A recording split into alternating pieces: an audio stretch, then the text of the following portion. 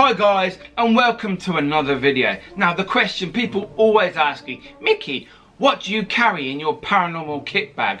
What do you take out on an investigation? Well, today I am going to answer this very question. Now, it depends on the location, depends on the investigation, depends where we are, what we're doing, who we're with. But, you know, I'm not trying to confuse you, but I think I've just confused myself. So, let's just get to it. What do we use? Well, firstly, you need a camera, because you can't record nothing if you ain't got a camera. Now, where did I put my camera? Oh, there it is. So yes, I use a Sony AX33 night vision camera. Very, very good. 4K. Yes, night vision is very important. Obviously, you don't have to use night vision. You can use a torch and a normal camera. You don't need to have night vision at all. But it's sort of known that ghost hunting videos, paranormal investigation videos are all done in night vision. But that's a personal choice. Some people I know don't use night vision cameras, and you know, they still get evidence. So it's not a necessity, but it's sort of the thing to do. What else do we need? We need a torch, because sometimes you move around the location, you can't see nothing. And you fall over, you could hurt yourself, you could fall on someone else, you could fall down a hole, depends where you are. You could die. Probably not, but you never know. What else have we got? Well, we've got the old spirit boxes. Now I've got lots of different spirit boxes. I've got about 10. The one that I like to use at the moment is the PSB11, the big brother of the PSB7, which is the original one. This is an ITC device, continuously scans, was made, produced exactly how you see it today. Now there are other spirit boxes that are old radios that are hacked, and that is one of the common ones that I do actually like to use, like the very rare Jensen Ghost Box. Now I've had very, very, very good results using this little bad boy. Had some very clear, controlled answer to questions that I have asked. So I very, very highly recommend the Jensen Ghost Box if you can get your hands on one. I also like to use the Coop Box 52. This is a little device. This was never a radio. This is an ITC device made by Steve Cooper, who makes lots of equipment for myself, UK Haunted as well. So that is a great piece of kit. Also, here's the man that designed the Deadline Ghost Box for me. Well, he didn't design it, he made it. This is the bad boy. Some of you may have seen my videos before. It's still an original dialing phone, but obviously it doesn't work. It's got echo on it. Hello, anyone there? But yeah, had some amazing responses on this. In this house actually, and also on the recent UK Haunted Live that we filmed back in April. So that was another great piece of equipment, but I don't take that out very often. It needs to be a building that I can actually set stuff up in, because I can't carry that around in my bag because it's fragile and it might get damaged. Now that relates to many pieces of equipment that's in my paranormal kit bag. That also can be said for this portal device. This was made by Nigel Wood. Basically attach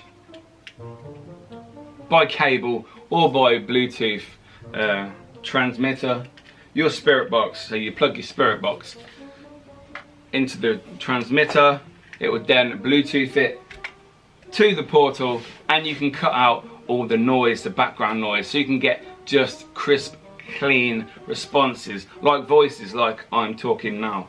So that's a great bit of kit, but I wouldn't take it in my bag if I was just going out to like a local graveyard, a local house or whatever. I need somewhere where we can set it up and everything will be safe and can be left. Now, talking about things that you can leave, we have a REM pod.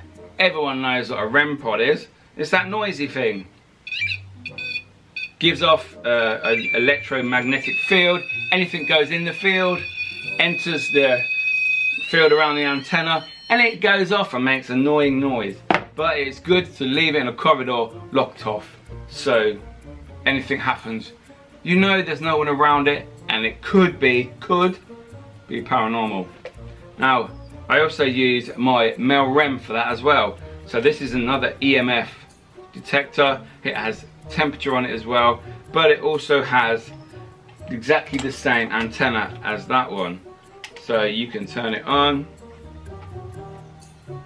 the back, and it has a very similar result as the REM pod.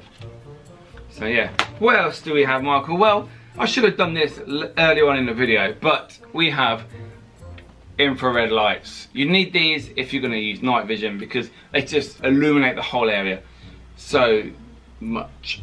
Anyway, I use the phantom light to go on top of my camera. Very good. But I also have a Sony one which you can adjust the brightness as well. So I don't use that one as much as the phantom light, because the phantom light is the range is very good anyway. Let's just put it that way. Voices. Do we capture EVP, spirit voices? Yes, we do. This is the Zoom H1N, the new version of the H1. Very good, very clear, very crisp recording. I use this for voiceovers for my videos, but I've also taken it out on location and tried to capture some spirit voices.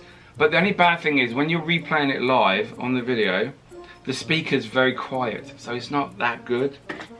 So therefore I use the Panasonic QR80. Now this isn't the QR60, which is the famous one that people sell for £2,000 on eBay because they think it captures spirit voices. What people don't sometimes know is the fact that you can't put a memory card in these and it continuously records, re-records over the magnetic strip that's inside the recording bit, and it's just grainy static.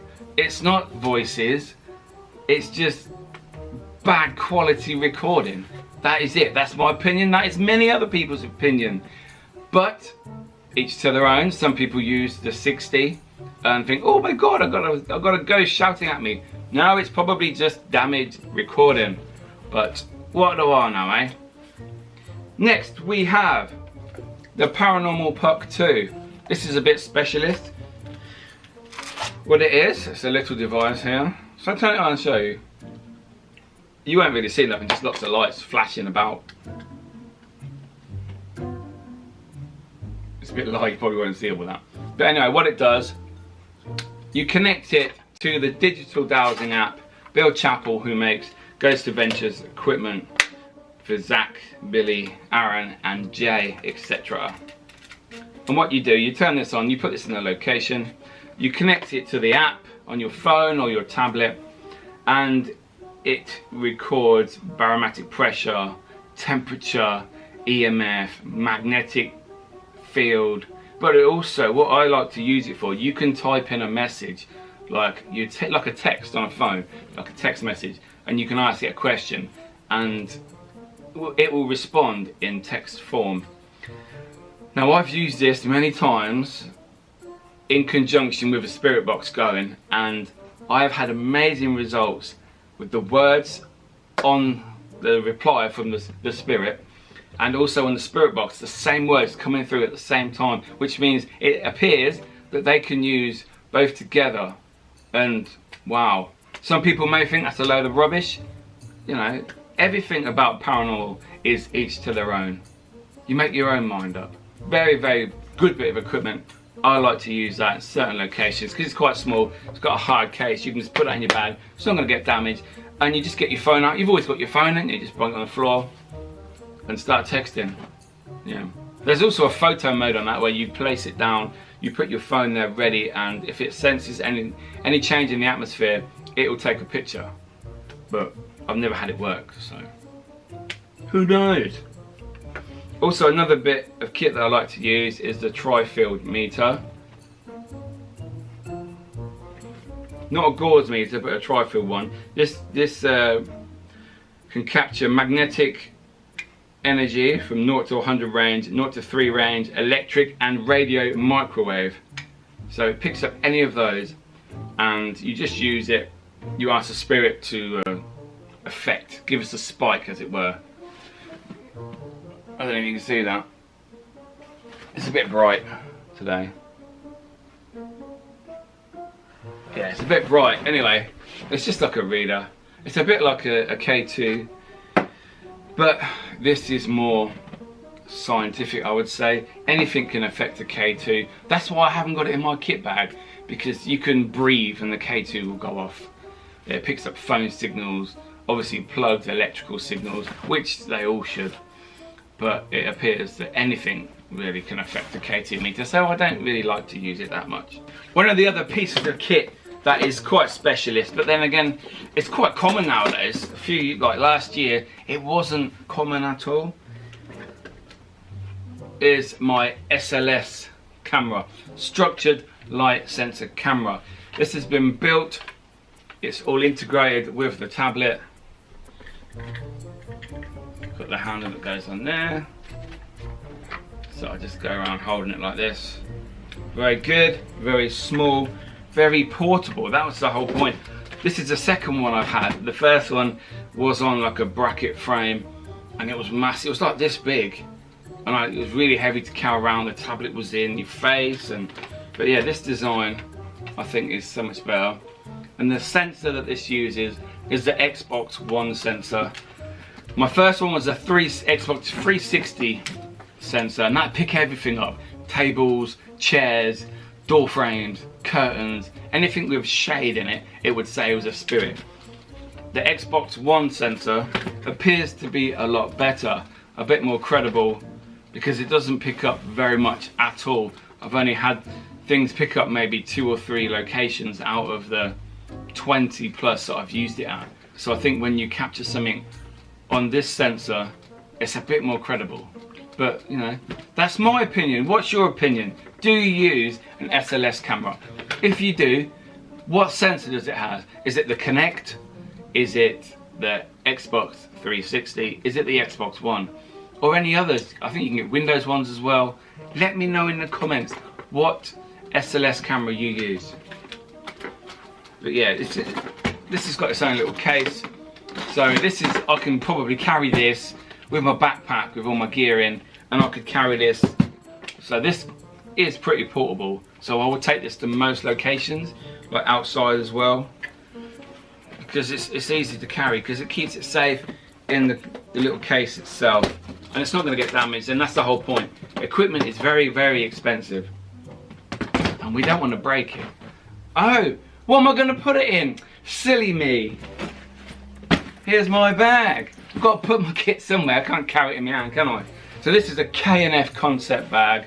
I use this mainly for my DSLR camera. As you can probably see in a minute, all the compartments, you've got a bit for your laptop, for any bits and bobs. But in the back, we have the stick, and it has the compartment when everything falls out. Anyway, yeah, so you put your cameras, but I don't use this for my DSLR very often. I use it for my ghost hunting, because I can put all the bits of equipment in different compartments and they don't move about, which is very, very good, because you don't want your kit falling around, floating around your bag, hitting each other. It's just going to get damaged. And I've had that in the past, and it's not good, because then you have to try and stick bits back on, like dials come off, buttons fall off or break. That's it, guys. Thank you very much for watching. What is in your paranormal kit bag, your gear? What gear do you take with you on an investigation? Put it in the comments below. Let me know if you use any of these bits of equipment that I use as well, and we can have a chat. It's nice to chat, isn't it? Anyway guys, thank you very much for watching, and I will see you in the next video.